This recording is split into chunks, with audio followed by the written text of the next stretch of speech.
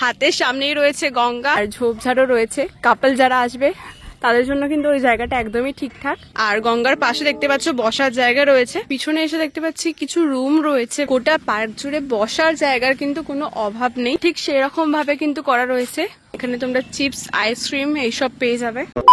Hello everyone, welcome back to another blog of Dreamland. কি এই হাঁসফাঁস করা গরমে মন চাইলেও দিনের বেলা ঘুরতে যেতে পারছো না, তাই তো? তাই আজকে আমরা আমাদের ভিডিওতে এমন একটা পার্কের সন্ধান দিতে চলেছি যেখানে তোমরা এই গরমের বিকেলে 3-4 ঘন্টা আরামসে কাটিয়ে দিতে পারবে, আর যার সামনে রয়েছে খোলা গঙ্গা। তো পার্কটিতে তোমরা কিভাবে আসবে, পার্কটির প্রবেশ মূল্য কত রয়েছে, আর পার্কের টাইমিং কি রয়েছে, সমস্ত ডিটেলস রইলো আজকে আমাদের ভিডিওতে। তো চলো একদমই বেশি কথা বলবো না, আজকের ভিডিও শুরু করা যাক। Let's go. নৈহাটি স্টেশনের 1 নম্বর প্ল্যাটফর্ম থেকে বেরিয়ে ধরতে হবে অটো বা টোটো, যার ভাড়া পড়বে 15 থেকে 20 টাকা। ফাইনালি আমরা চলে এসেছি কিন্তু গোয়ালাপাড়া ঘাট পার্কে। আর এই সামনে রয়েছে টিকিট কাউন্টার, আর অপোজিটটা দেখো খালি কতটা সুন্দর জায়গা। মানে যারা পার্কের ভিতরে ঢুকতে চাইছো না তারা কিন্তু এই সামনেটাতেও বসে সময় কাটাতে পারবে। আর সামনেই রয়েছে কিন্তু গঙ্গার ঘাট, আর এই রয়েছে টিকিট কাউন্টার। আমরা এখানে দেখতে পাচ্ছ 20 টাকা করে দুটো টিকিট কেটে নিয়েছি। ঢুকে পড়েছি এখন পার্কের ভিতরে।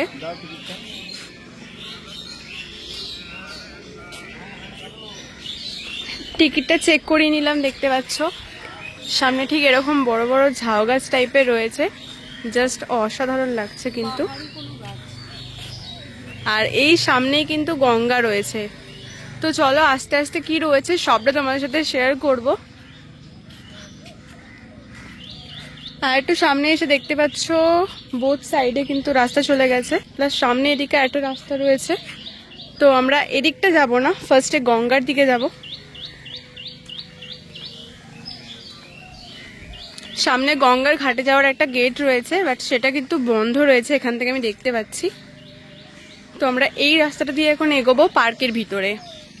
এই রাস্তা দিয়ে আরেকটু সামনে এলাম, এখানে দেখতে পাচ্ছ একটা বসার জায়গা টাইপের রয়েছে। সামনে একটা বড় গাছ রয়েছে, বোথ সাইডে কিন্তু তোমরা এখানে বসতে পারবে। অনেকটা কিন্তু বড় জায়গা রয়েছে বসার।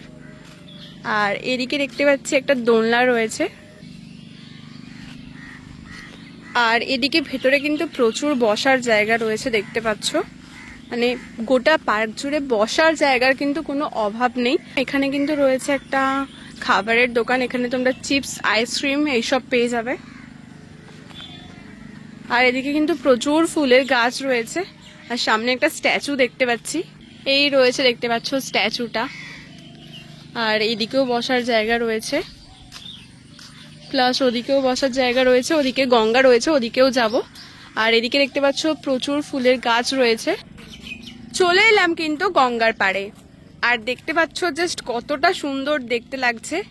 হাতের সামনেই রয়েছে গঙ্গা, আর এরকম গঙ্গার খোলা হাওয়া পেতে কিন্তু এই পার্কে চলে আসতেই পারো। সামনে এরকম কিন্তু বড় বড় ঝাউ গাছ রয়েছে, আর গঙ্গার পাশে দেখতে পাচ্ছ বসার জায়গা রয়েছে, টাইপ অফ স্বপ্নবীথি। আর সামনে কিন্তু ঘাট রয়েছে, কিন্তু সেটা দেখতে পাচ্ছ এরকম কাটা তার দিয়ে বন্ধ করা রয়েছে, ওই পারে কিন্তু তোমরা যেতে পারবে না। আর এদিকে নেমে কিন্তু স্নান করা যায়।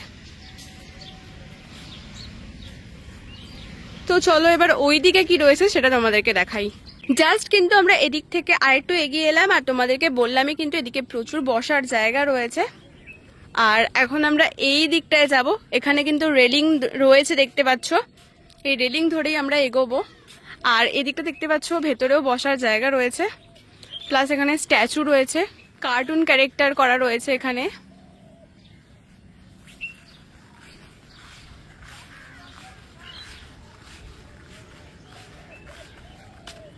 তো চলো এবার আমরা এই রাস্তা ধরে এগোবো। রেলিং ধরে কিন্তু আরো সামনের দিকে এগিয়ে এলাম। আর এদিকে কিন্তু প্রচুর বসার জায়গা রয়েছে, বাট তোমাদেরকে দেখাতে পারবো না। এখন আমরা এই দিকটাতে যাব। ভিতরেও কিন্তু প্রচুর বসার জায়গা রয়েছে, বাট প্রচুর কাপল রয়েছে তাই আমি ক্যামেরায় সেগুলো নিচ্ছি না। সামনেও কিন্তু এদিকে অনেকটা রয়েছে, আর বোথ সাইডে কিন্তু বসার জায়গা রয়েছে। তো চলো সামনে যাই, সামনে কি কি রয়েছে সেগুলো তোমাদেরকে দেখাচ্ছি। চলে এলাম আর একটু সামনে।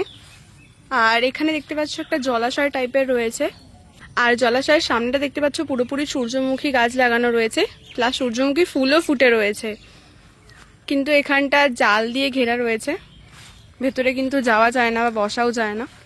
আর এখানে দেখতে পাচ্ছ দুটো স্ট্যাচু রয়েছে, প্লাস এইদিকে এরকম রাস্তা রয়েছে।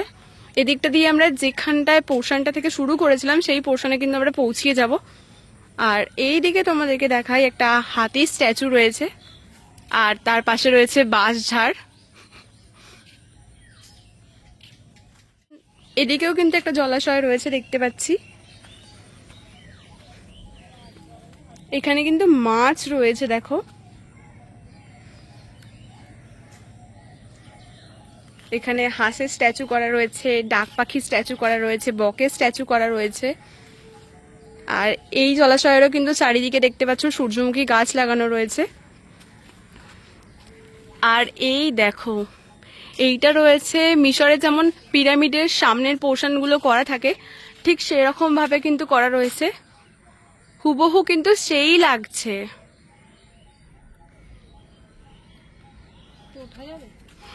না, এখানে কিন্তু ওঠা যাবে না। আর এই সামনে দেখতে পাচ্ছ এক শৃঙ্গ গন্ডার, আর ওইদিকে রয়েছে একটা জিরাফের স্ট্যাচু। কতটা রিয়েলিস্টিক লাগছে দেখো।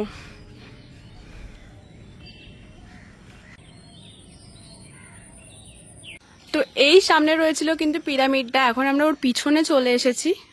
পিছনে এসে দেখতে পাচ্ছি কিছু রুম রয়েছে, বাট কি কারণে রয়েছে সেগুলো আমি জানি না। আর তালা চাবিও দেওয়া রয়েছে। আর এটা রয়েছে পার্কের শেষ মানে এন্ডিং পয়েন্ট। এখানে একটা বড় বট গাছ রয়েছে, আর ওই দিকটাও দেখতে পাচ্ছ কিন্তু পার্কের শেষ দিক। তো চলো আবার আমরা সামনের দিকে ব্যাক করব। জাস্ট কিন্তু আমরা এই পিছনটা দিয়ে বেরিয়ে এলাম। আর তোমাদেরকে দেখাই এদিকেও কিন্তু যাবার রাস্তা রয়েছে, বাট এদিকেও প্রচুর কাপল রয়েছে, তাই আমি ক্যামেরা অন করতে পারবো না এই রাস্তাটাতে। তো এখান দিয়ে এই রাস্তাটা গিয়ে আবার আমরা যেখানে এসেছিলাম সেখানেই মিশেছে। আর একটু সামনে এগিয়ে এলাম, এখানে দেখতে পাচ্ছ পিকনিক করা হয়, মানে এটা পিকনিক স্পট। এখানে ইটের উনুন যেগুলো হয় আর কি, সেগুলো করা রয়েছে। তাই তোমরা যারা পিকনিক করতে আসতে চাইছো তারা কিন্তু এখানে আসতেই পারো। দেখতে পাচ্ছ এই গোটা যে গ্রাউন্ডটা রয়েছে এটা কিন্তু পিকনিক স্পট রয়েছে। আর ওইদিকে প্রচুর প্রচুর কাপল রয়েছে, তাই আমি ক্যামেরা অন করতে পারিনি। আর ঠিক আমরা এই পজিশন থেকে ভিডিও করা স্টার্ট করেছিলাম, এখানেই কিন্তু আমরা ফিরে এলাম।